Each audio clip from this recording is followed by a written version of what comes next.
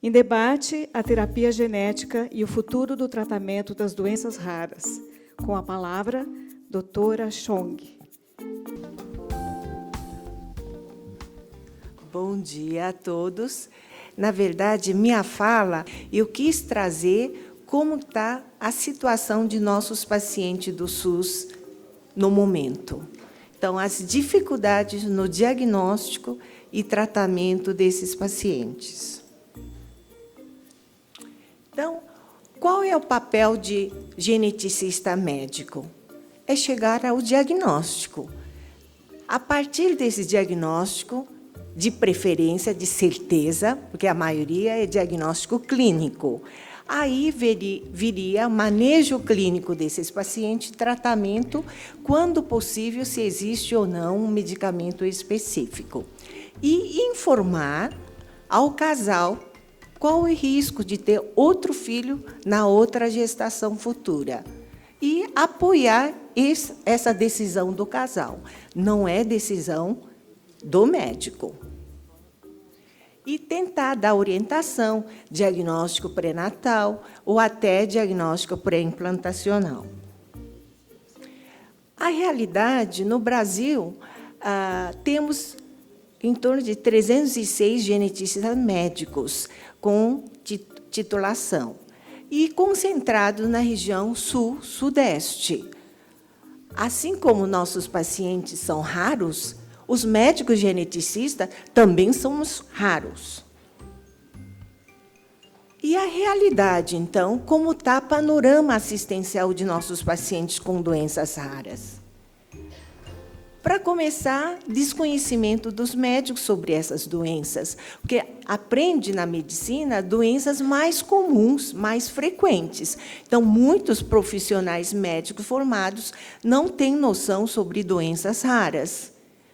E só tem poucos serviços de genética no Brasil, principalmente nos hospitais e escolas, né?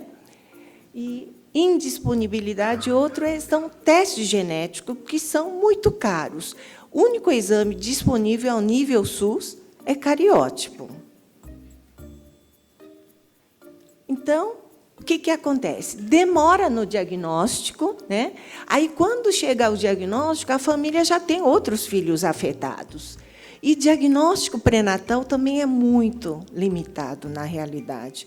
O máximo que fazem é ultrassom morfológico, cariótipo, dosagem bioquímica, mas é que tem que ter o primeiro filho afetado para testar o exame específico. E diagnóstico pré-implantacional, então, é um sonho, só na clínica privada. Infelizmente, ao nível SUS, eu estou de mãos atadas. E quantos residentes são formados? Existe programa de residência médica em 11 hospitais e escolas, e cada ano, eu até aumentei, agora nós temos 5 residentes em cada ano. Durante 3 anos de residência, se preenchesse todas as vagas existentes, seriam 27 geneticistas por ano. Está muito longe da necessidade.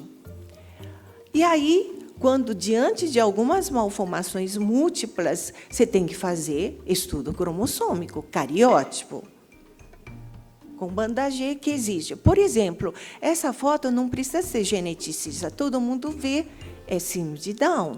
Mas é necessidade de fazer cariótipo fundamental, porque pode ter trissomia livre, que tem risco de ter outro filho afetado menor que 1%, e outro pode ser por translocação. O cariótipo é fundamental, é necessário, indicado para esses casos.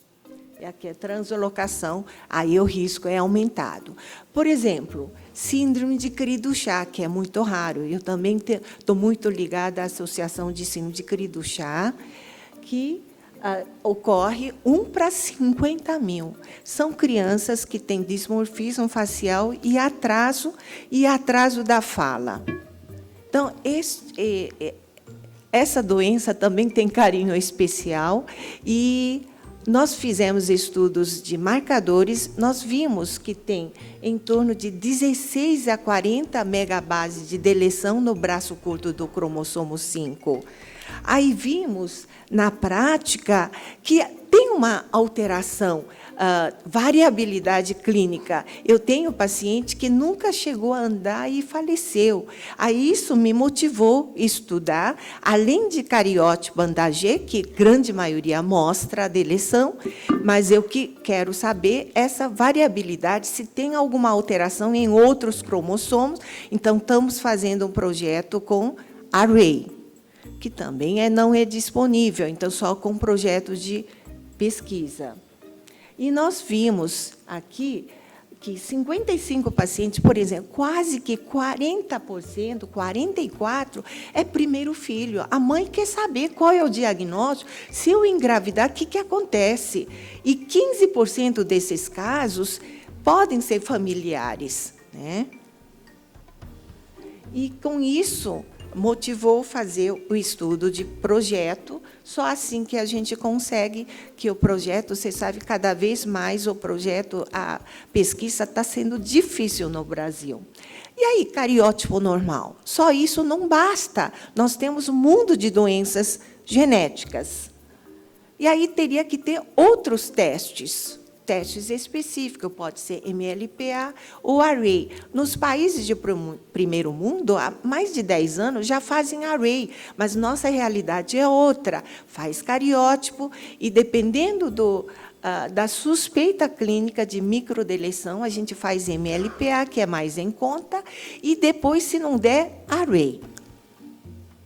Então, nosso enfoque também síndrome de Williams e síndrome de deleção de 22q, são duas microdeleções que, se fizesse cariótipo, viria normal. Essa eu vou explicar um pouquinho, porque vai ter a apresentação musical deles. Eles são crianças bonitas, alegres, super amigáveis, e eles têm cardiopatia comum, 80% a 85% de tem, e é difícil, demora quase 10 anos para fazer o diagnóstico, porque crianças são bonitinhas, não chama muito a atenção, e eles são muito alegres, por isso mesmo demora. E, para saber se é essa a doença, confirmação, você tem que fazer outro teste, que nem FISH ou MLPA. E a gente tem feito, durante quase 20 anos, a pesquisa sobre síndrome de Williams em vários aspectos, diferentes técnicas para diagnosticar, assim como outros aspectos neurocognitivo, né? E estamos fazendo agora a parte nutricional dessas pacientes. Só assim a gente consegue aprofundar, né, sobre a doença. E agora vão para doenças monogênicas. Nós temos em torno de 20 a 25 mil genes. Cada uma pode dar alguma síndrome. Aí, o gene, nós temos que encontrar qual é o gene alterado, qual é a mutação. Então, antigamente, a gente fazia método sangue que demorava muito. Agora, com sequenciamento de nova geração, consegue estudar todos os exons desses genes. Mas, infelizmente, o fator limitante é o dinheiro. E aqui eu vou dar algum exemplo de nossas linhas de pesquisa. Primeiro, o síndrome de Noonan-Noonan-like, e hoje em dia, com esse conhecimento molecular, designou, agora é rasopatia, tem mais de 12 genes envolvidos. E displasias esqueléticas, mais de 450 doenças esqueléticas. E mucopolissacaridose, porque eosinatos de metabolismo, onde tem disponibilidade de medicamento, né, alguns tipos de MPS, e epidermólise bolhosa, que eu sinto muito, há décadas eu queria contribuir alguma coisa para esses pacientes que sofrem muito com bolhas, né? E pessoas assustam o pessoal, dá mal, anemia crônica, e dá um cheiro também, não é bom, e crianças sofrem. E o diagnóstico era biópsia, que é o padrão ouro. Eu queria dispensar essa biópsia, porque algumas vezes faz 2, 3, continua inconclusivo. E tem herança dominante ligada ao X e recessivo. Então, essa também é uma das nossas linhas. E Cornélia Delange, que diagnóstico é mais baseado em clínico. Nós temos questionário de mais 110 pacientes. Desses, apenas 4 tinha diagnóstico molecular, porque tem mais de 5 genes e o estudo é muito caro. E o restante? E eu estou descobrindo agora, tem uns pacientes que acham que tem Cornélia e não é Cornélia. Agora, com o estudo de exoma, com o projeto de pesquisa, consigo saber, são outros genes, outras doenças, e as mães pensam que é Cornélia. Então, eles têm direito de saber o diagnóstico de certeza. Aqui é a rasopatia, síndrome de Noonan, que tem carinha, com hipertelorismo, pescoço curto, e comum ter cardiopatia. E tem aqui um monte de genes envolvidos nessa doença, mais de 12 genes. E o preço de exoma está caindo, mas, mesmo assim, era aqui no Brasil mais de R$10.000, agora, com a concorrência, vários laboratórios, abaixou para 6.900. Mas, mesmo assim, para nossos pacientes SUS, é inviável. É alto custo. Mas, infelizmente, não é 100% chega ao diagnóstico, é em torno de 25% a 40%. Mas, mesmo assim, é uma ferramenta importante disponível, mas não a nível SUS, porque pelo preço. Então, a gente tem usado painéis de genes, que é mais em conta. Mas tem, porém, se painel de genes for negativo, aí teria que fazer o exoma. E também está abaixando o preço, está em torno de R$3.000. Então, aqui é nossas linhas de pesquisa de doença e nossa esperança que tenha, pelo menos, serviços de hospitais, escolas, que sejam credenciados como centro de referência, onde, apesar de pouco, é melhor do que nada. Pelo menos, a gente poderia ganhar alguma coisa e aplicar isso para o paciente. Mas você vê que, no estado de São Paulo, aqui na cidade de São Paulo, nem Escola Paulista, nem no HC, ainda estamos aguardando. Não sei se vai sair um dia. Essa era a possibilidade. Agora, quanto ao tratamento, você sabe que uma doença genética rara, em geral, envolve vários sistemas, multissistêmico e crônico, com acometimento de vários sistemas. Com isso, a gente precisa de outros especialistas, neuroendócrino, ortopedista, neurologista, neurocirurgião. E, além disso, então, você vê que é uma cadeia de outras especialidades. E outras, equipe multidisciplinar de fono, psico, tudo isso é necessário. E não é por um tempo determinado, é durante longo período.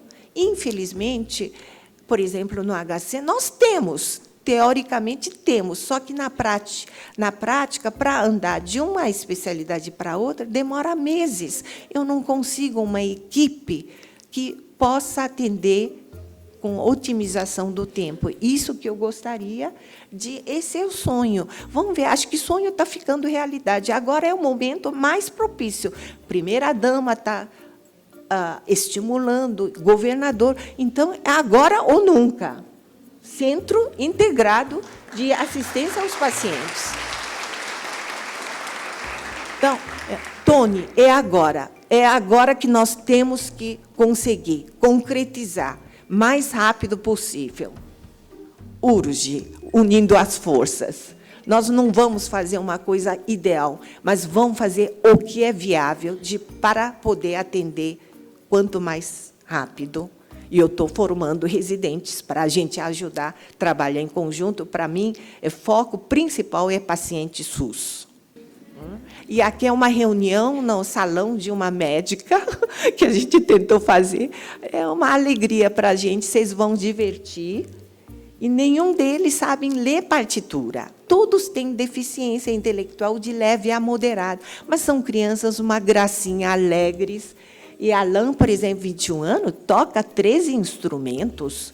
Ele sabe de cor, sem ninguém ler partitura. E o Guilherme, outro, é alegre, é risonho. E aí é o nosso sonho. E eu espero que a gente continue a luta e consigamos esse centro integrado para nossos pacientes que necessitam. Obrigada.